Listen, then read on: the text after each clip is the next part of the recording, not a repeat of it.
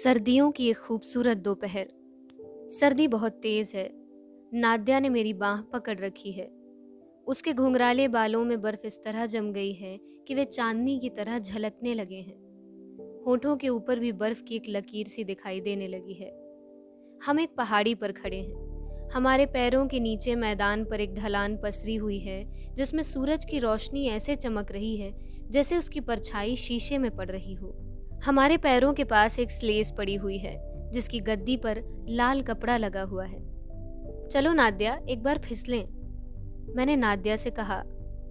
सिर्फ एक बार। घबराओ नहीं, हमें कुछ नहीं होगा, हम ठीक ठाक नीचे पहुंच जाएंगे। लेकिन नाद्या डर रही है। यहाँ से पहाड़ी के कगार से नीचे मैदान तक का रास्ता उसे बेहद लंबा लग रहा है। वो भय से पीली पड़ गई है। जब वो ऊपर से नीचे की ओर झांकती है और जब मैं उसे स्लेज पर बैठने को कहता हूँ तो जैसे उसका दम निकल जाता है। मैं सोचता हूँ, लेकिन तब क्या होगा जब वो नीचे फिसलने का खतरा उठा लेगी?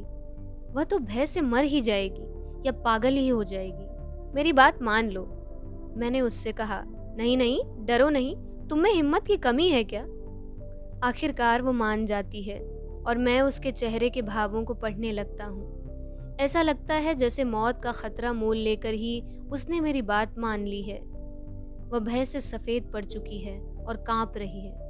मैं उसे स्लेज पर बैठाकर उसके कंधों पर अपना हाथ रखकर उसके पीछे बैठ जाता हूँ। हम उस अथाह गहराई की ओर फिसलने लगते हैं। स्लेज गोली की तरह बड़ी तेजी से नीचे जा रही है। बेहद ठंडी हवा हमारे चेहरे पर चोट कर रही है। हवा ऐसे चिंघाड़ रही है कि लगता है मानो कोई तेज सीटी बजा रहा हो। हवा जैसे गुस्से से हमारे बदनों को चीर रही है। वो हमारे सिर उतार लेना चाहती है। हवा इतनी तेज है कि सांस लेना भी मुश्किल है। लगता है मानो शैतान हमें अपने पंजों में जकड़कर गरजते हुए नरक की ओर खींच रहा है। आसपास की सारी चीजें जैसे एक तेजी से भागती हुई लकीर में बदल गई हैं। ऐसा महसूस होता है कि आने वाले पल में ही हम मर जाएंगे। मैं तुमसे प्यार करता हूँ नाद्या, मैं धीमे से कहता हूँ। स्लेज की गति धीरे धीरे कम हो जाती है।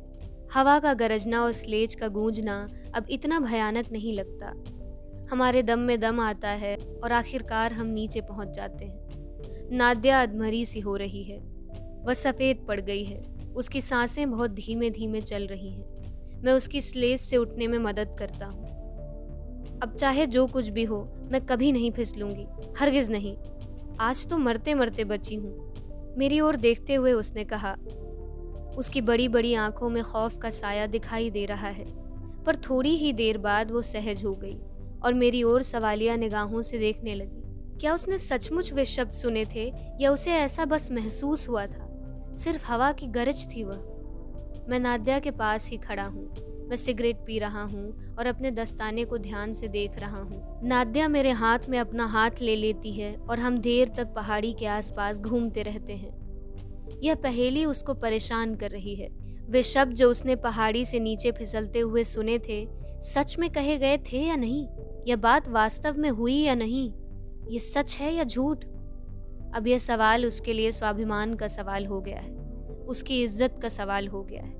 जैसे उसकी जिंदगी और उसके जीवन की खुशी इस बात पर निर्भर करती है। ये बात उसके लिए महत्वपूर्ण है, दुनिया में शायद सर्वाधिक महत्वपूर्ण। नाद्या मुझे अपनी अधीरता भरी उदास नजरों से ताकती है, मानो मेरे अंदर की बात भांपना चाहती हो। मेरे सवालों का वह कोई असंगत सा उत्तर देती है। वह इस इंतजार में है कि मैं उससे फिर वही बात शुरू करूं। मैं उसके चेहरे को ध्यान से देखता हूँ। अरे, उसके प्यारे से चेहरे पर ये कैसे भाव हैं? मैं देखता हूँ कि वो अपने आप से लड़ रही है। उसे मुझसे कुछ कहना है, वो कुछ पूछना चाहती है, लेकिन वो अपने ख्यालों को, अपनी भावनाओं को शब्दों के रूप में प्रकट नहीं कर पाती। वह झेंप रही है, वह डर गई है। उसकी अपनी ही खुशी उसे तंग कर रही है। सुनिए, मुंह से मुंह चुराते हुए वो कहती है। क्या? मैं पूछता हूँ। चलिए एक बार फिर फिसलें। हम फिर से पहाड़ी के ऊपर चढ़ जाते हैं। मैं फिर से भय से सफ़ेद पड़ चुकी और कांपती हुई नाद्या को स्लेज पर बैठाता हूँ। हम फिर से भयानक गहराई की ओर फिसलते हैं। फिर से हवा की गरज और स्लेज की गूंज हमारे कानों को फाड़ती है और फिर जब शोर सबसे अधिक था, मैं धीमी आवाज में कहता हूँ, मैं तुमसे प्यार करता हूँ नाद्या। नीचे पहुंचकर जब स्लेज रुक जाती है तो नाद्या एक नज़र पहले ऊपर की तरफ ढलान को देखती है जिससे हम अभी अभी नीचे फिसले हैं। फिर दूसरी नज़र मेरे चेहरे पर डालती है। वो ध्यान से मेरी बेपरवाह और भावहीन आवाज़ को सुनती है। उसके चेहरे पर हैरानी है, न सिर्फ चेहरे पर बल्कि सारे हाव भाव में हैरानी झलकती है। वो चकित है और जैसे उसके चेहरे पर यह लिखा है, क्या बात है, वे शब्द किसने कहे थे? शायद इसी ने, या हो सकता है मुझे बस ऐसा लगा हो, बस ऐसे ही वो शब्द सुनाई दिए हों। उसकी परेशानी बढ़ जाती है और वह इस सच्चाई से अनभिज्ञ है। यह अनभिज्ञता उसकी अधीरता को बढ़ाती है। मुझे उस पर तरस आ रहा है। बेचारी लड़की, वो मेरे प्रश्नों का कोई उत्तर नहीं देती और नाक भौहें चढ़ा लेती है। लगता है वह रोने ही वाली है। घर चलें?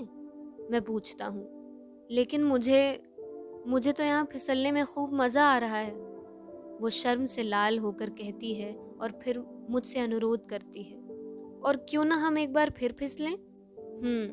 तो उसे फिसलना अच्छा लगता है, पर स्लेज पर बैठते हुए तो वह पहले से ही भय से सफ़ेद दिखाई दे रही है और कांप रही है। उसे सांस लेना भी मुश्किल हो रहा है, लेकिन मैं अपने होठों को रुमाल से पोंछकर धीरे से खांसता हूँ और जब फिर से नीचे फिसलते हुए हम आधे रास्ते में पहुँच जाते हैं तो मैं एक बार फिर कहता हूँ, मैं तुमसे प्यार करता हूँ नाद्या। और ये पहेली पहेली ही रह जाती है। नाद्या चुप रहती है, वह कुछ सोचती है। मैं उसे उसके घर तक छोड़ने जाता हूँ। वो धीमे धीमे कदमों से चल रही है और इंतज़ार कर रही है कि शायद मैं उससे कुछ कहूँगा। मैं यह नोट करता हूँ कि उसका दिल कैसे तड़प रहा है, लेकिन वह चुप रहने की कोशिश कर रही है और अपने मन की बात को अपने दिल में ही रखे हुए है। शायद वह सोच रही है। दूसरे दिन मुझे उसका एक रुक्का मिलता है। आज जब आप पहाड़ी पर फिसलने के लिए जाएं तो मुझे अपने साथ ले लें, नाद्या। उस दिन से हम दोनों रोज फिसलने के लिए पहाड़ी पर जाते हैं और स्लेज पर नीचे फिसलते हुए हर बार मैं धीमी आवाज में वे ही शब्द कह देता हूँ, मैं तुमसे प्यार करता हूँ नाद्या। जल्दी ही नाद्या को इन शब्दों का नशा सा हो जाता है, वैसा ही नशा जैसा शराब या मॉर्फिन का नशा होता है। वह अब इन शब्दों की खुमारी में रहने लगी है। हालांकि उसे पहाड़ी के नीचे फिसलने में पहले की तरह डर लगता है, लेकिन अब भय और खतरा मोहब्बत से भरे उन शब्दों में एक नया स्वाद पैदा करते हैं जो पहले की तरह उसके लिए एक पहेली बने हुए हैं और उसके दिल को तड़पाते हैं। उसका शक हम दो ही लोगों पर है, मुझ पर और हवा पर। हम दोनों में से कौन उसके सामने अपनी भावना का इजहार करता है उसे पता नहीं, पर अब उसे इससे कोई फर्क नहीं पड़ता। शराब चाहे कितनी भी बर्तन से क्यों न पी जाए, नशा तो वह उतना ही देती है। अचानक एक दिन दोपहर के समय मैं अकेला ही उस पहाड़ी पर जा पहुंचा। भीड़ के पीछे से मैंने देखा कि नाद्या उस ढलान के पास खड़ी है। उसकी आंखें मुझे ही तलाश रही हैं। फिर वह धीरे धीरे पहाड़ी पर चढ़ने लगती है। अकेले फिसलने में हालांकि उसे डर लगता है, बहुत ज्यादा डर। वो बर्फ की तरह सफेद पड़ चुकी है। वह कांप रही है जैसे उसे फांसी पर चढ़ाया जा रहा हो, पर वह आगे ही आगे बढ़ती जा रही है, बिना झिझके, बिना रुके। शायद आखिर उसने फैसला कर ही लिया कि वो इस बार अकेली नीचे फिसल कर देखेगी। जब मैं अकेली होंगी तो क्या मुझे वे मीठे शब्द सुनाई देंगे या नहीं? मैं देखता हूँ कि वो बेहद घबराई हुई भय से मुंह खोलकर स्लेज पर बैठ जाती है। वो अपनी आंखें बंद कर लेती है और जैसे जीवन से विदा लेकर नीचे की ओर फिसल पड़ती है। स्लेज के फिसलने की गूंज सुनाई पड़ रही है। नाद्या को वे शब्द सुनाई दिए या नहीं, मुझे नहीं मालूम। मैं बस ये देखता हूँ कि वो बेहद थकी हुई और कमज़ोर सी स्लेज से उठती है। मैं उसके चेहरे पर यह पढ़ सकता हूँ कि वह खुद नहीं जानती कि उसे कुछ सुनाई दिया या नहीं। नीचे फिसलते हुए उसे इतना डर लगा कि उसके लिए कुछ भी सुनना या समझना मुश्किल था। फिर कुछ ही समय बाद वसंत का मौसम आ गया। मार्च का महीना है। सूरज की किरणें पहले से अधिक गर्म हो गई हैं। हमारी बर्फ से ढकी वह सफ़ेद पहाड़ी भी काली पड़ गई है। उसकी चमक खत्म हो गई है। धीरे धीरे सारी बर्फ पिघल जाती है। हमारा फिसलना बंद हो गया है और अब नाद्या उन शब्दों को नहीं सुन पाएगी। उससे वे शब्द कहने वाला भी कोई नहीं है। हवा खामोश हो गई है और मैं यह शहर छोड़कर पीटर्सबर्ग जाने वाला हूँ। हो सकता है कि मैं हमेशा के लिए वहां चला जाऊं। मेरे पीटर्सबर्ग रवाना होने से मेरे पीटर्सबर्ग रवाना होने से शायद 2 दिन पहले की बात है। संध्या समय मैं बागीचे में बैठा था। जिस मकान में नाद्या रहती है या बागीचा उससे जुड़ा हुआ था, और एक ऊंची बाड़ ही नाद्या के मकान को उस बागीचे से अलग करती थी। अभी भी मौसम में काफी ठंड है, कहीं कहीं बर्फ पड़ी दिखाई देती है। हरियाली अभी नहीं है, लेकिन वसंत की सुगंध महसूस होने लगी है। शाम शाम को पक्षियों के चहचहाट सुनाई देने लगी है। मैं बाड़ के पास आ जाता हूँ और एक दरार में से नाद्या की तरफ देखने लगता हूँ। नाद्या बरामदे में खड़ी है और उदास नजरों से आसमान की ओर ताक रही है। बसंती हवा उसके उदास फीके चेहरे को सहला रही है। यह हवा उसे उस हवा की याद दिलाती है जो तब पहाड़ पर गरजा करती थी जब उसने वे शब्द सुने थे। उसका चेहरा और उदास हो जाता है, गाल पर आंसू ढुलकने लगते हैं और बेचारी लड़की अपने हाथ इस तरह से आगे बढ़ाती है मानो उस हवा से कुछ प्रार्थना कर रही हो कि एक बार फिर से उसके लिए वे शब्द दोहराए। और जब हवा का एक झोंका आता है तो मैं फिर धीमी सी आवाज में कहता हूँ, मैं तुमसे प्यार करता हूँ नाद्या।